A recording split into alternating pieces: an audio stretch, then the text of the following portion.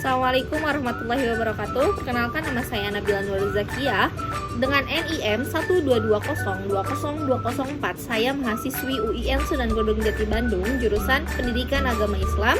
Saya dari kelas E semester 5. Di sini saya akan menjawab beberapa pertanyaan yang diberikan oleh dosen pengampu untuk memenuhi tugas ujian tengah semester.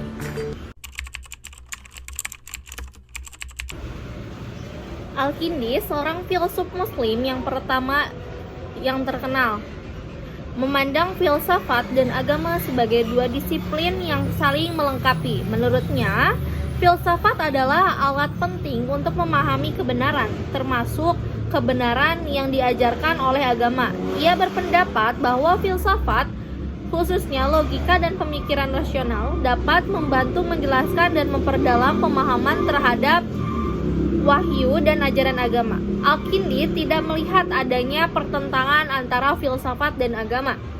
Sebaliknya, ia percaya bahwa dengan menggunakan filsafat, seseorang dapat memahami ajaran agama dengan lebih sistematis dan rasional, serta mencapai keselarasan antara akal dan wahyu.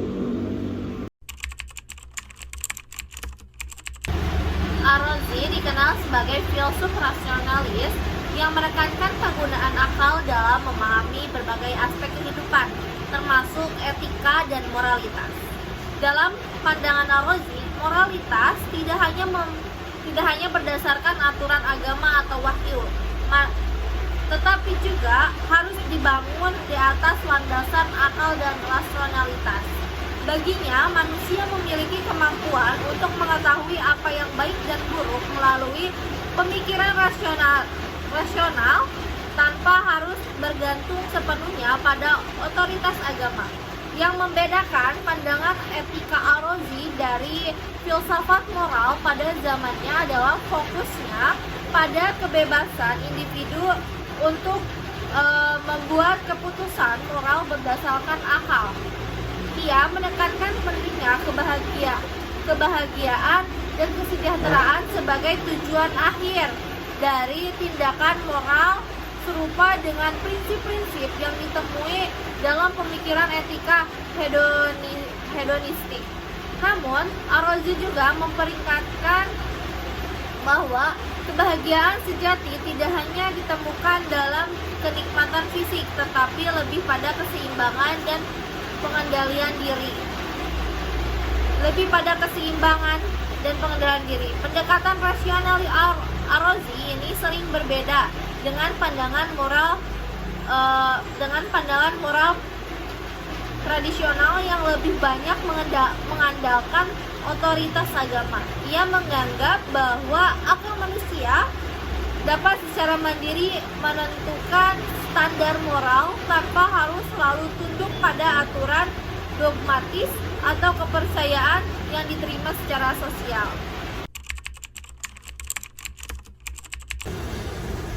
Al-Farabi, yang dikenal sebagai guru kedua setelah Aristoteles, mengembangkan gagasan tentang kota ideal atau Al-Madinah Al-Fadilah dalam karyanya tentang filsafat politik. Bagi Al-Farabi, kota ideal adalah masyarakat yang dipimpin oleh seorang pemimpin bijaksana yang memiliki pengetahuan filsafat, dan kebijaksanaan spiritual. Konsep ini merupakan cerminan dari pandangan filsafat yang mengatakan kebahagiaan dengan kehidupan berakal dan teratur.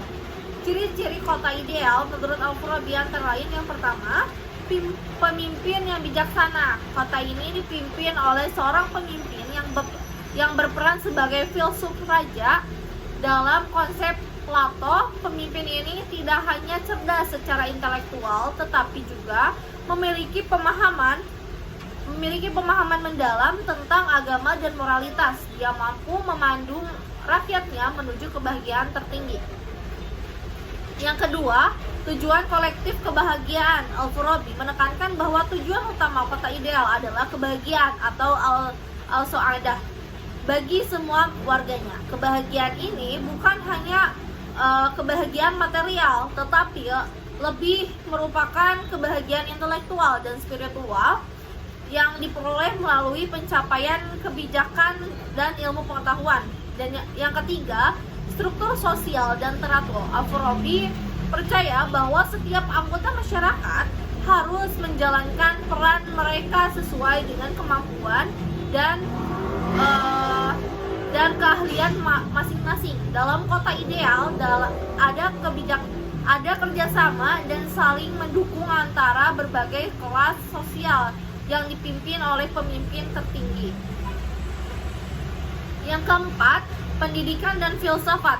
Pendidikan memainkan peran sentral dalam kota ideal, terutama pendidikan filsafat dan ilmu pengetahuan. Menurut Al-Farabi, hanya melalui pendidikan yang tepat seseorang dapat mencapai pemahaman tentang dunia dan kebenaran yang pada akhirnya akan membawa pada kebahagiaan. Kebahagiaan menurut Al-Farabi adalah pencapaian tertinggi dari hidup yang sempurna, di mana seorang dapat memahami dan mengenali kebenaran tertinggi, yaitu Tuhan.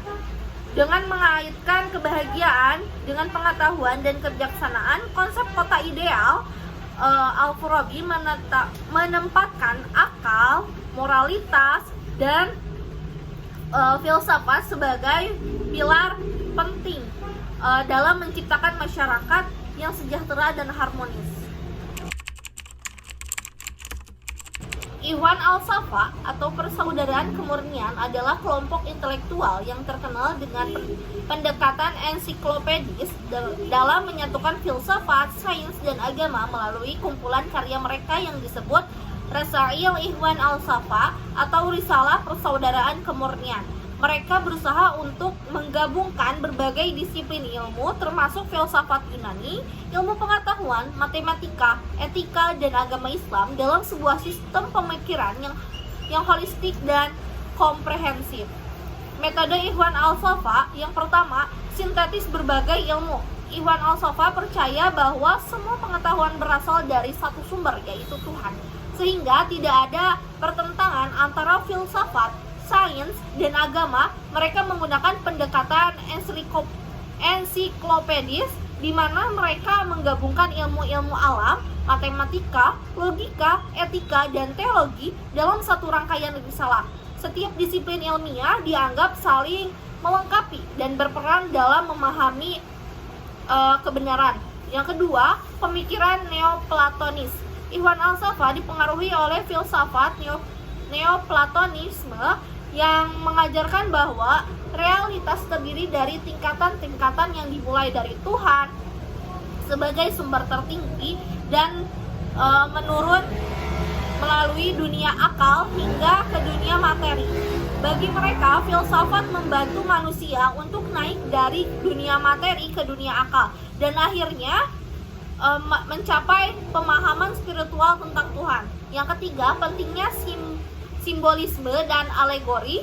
Dalam risalah mereka, Ikhwan Al-Safa sering menggunakan simbolisme dan alegori untuk menjelaskan konsep-konsep filosofis dan religius yang mendalam. Mereka percaya bahwa kebenaran yang lebih tinggi tidak dapat selalu dipahami melalui penjelasan literal, melainkan melalui penafsiran simbolis yang mendalam.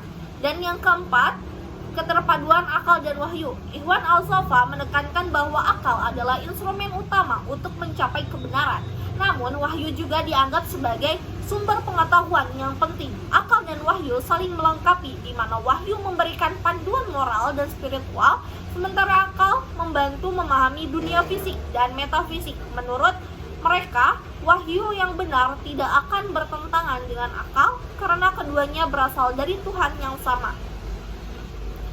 Peran akal dalam mencapai kebenaran. Ikhwan Al-Safa memandang akal sebagai alat fundamental untuk mencapai kebenaran dan pemahaman yang lebih dalam tentang realitas.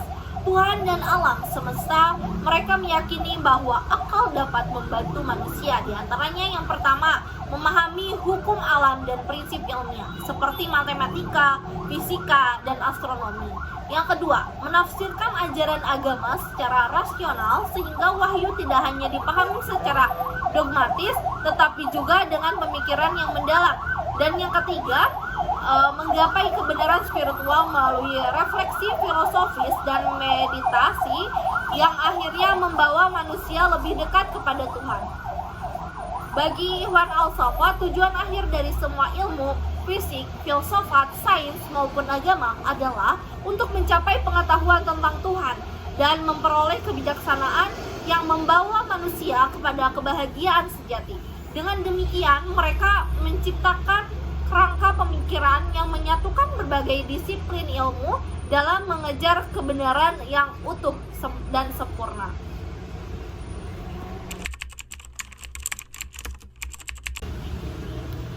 Teori emanasi Ibnu Sina atau Avicenna adalah konsep metafisik yang menjelaskan bagaimana alam semesta dan segala isinya berasal dari Tuhan. Teori ini sangat dipengaruhi oleh Neoplatonisme dan menjadi salah satu inti dari filsafatnya. Teori emanasi Ibnu Sina diantaranya yang pertama yaitu Tuhan sebagai wujud wajib. Dalam pandangan Ibnu Sina, Tuhan adalah wujud wajib, yaitu satu-satunya entitas yang keberadaannya mutlak, diperlukan dan tidak bergantung kepada apapun. Tuhan adalah sumber segala sesuatu dan eksistensinya bersifat sempurna tanpa kekurangan. Yang kedua yaitu proses emanasi. Menurut Ibnu Sina, alam semesta diciptakan melalui proses emanasi di mana dari Tuhan yang esa memancar keberadaan entitas-entitas lainnya secara berurutan.